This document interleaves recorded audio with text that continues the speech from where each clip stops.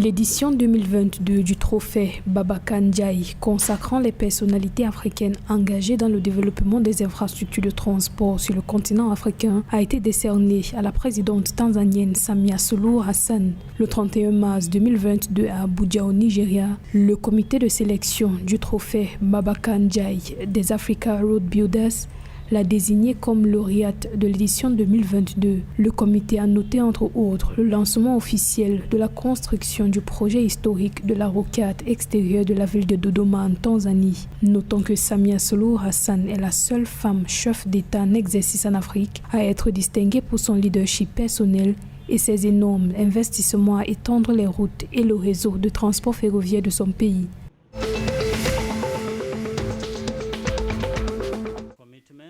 Le président rwandais Paul Kagame est depuis ce 11 avril 2022 en visite d'État de 72 heures à Brazzaville en République du Congo.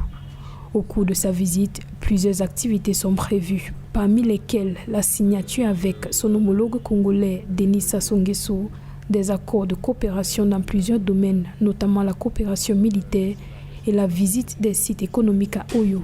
La signature de ces accords va concrétiser ceux signés le 25 novembre 2021 lors de la grande commission mixte Congo-Rwanda. Précisons que depuis plusieurs années, le Congo et le Rwanda entretiennent d'excellentes relations dans plusieurs domaines et la dernière visite du président Kagame au Congo remonte à 2010.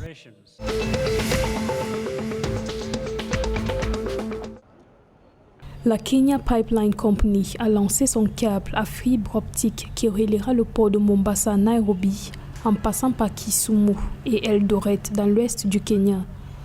Un projet qui devrait améliorer l'accès à Internet dans le pays. La société a déclaré avoir acquis une licence auprès de l'autorité des communications du Kenya en 2018, lui permettant de déployer une infrastructure de communication avec une garantie de couverture régionale. Le lancement intervient une semaine après que la société de télécommunications publique Telkom Kenya a dévoilé le câble maritime Pakistan and East Africa Connecting Europe à Mombasa.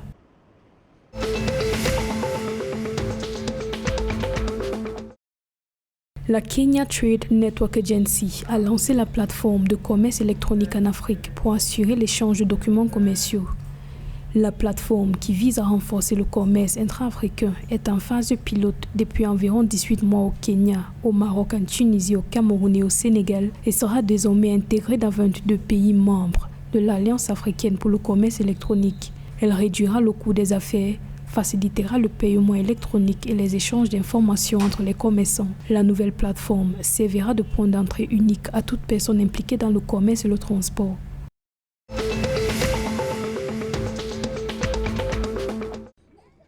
L'insécurité alimentaire devrait augmenter de 7% au Soudan du Sud au cours des prochains mois, selon un récent rapport des Nations Unies. Le rapport indique que les chocs climatiques, les conflits, le ralentissement économique, les déplacements et les moyens de subsistance perturbés sont à l'origine de cette situation. 7,74 millions de personnes à travers le pays devraient faire face à une crise alimentaire durant la période entre avril et juillet 2022, précise le rapport. Les Nations Unies appellent en effet à l'aide humanitaire et au soutien aux moyens de subsistance au Soudan du Sud afin d'éviter la faim et de renforcer la résilience de ce pays.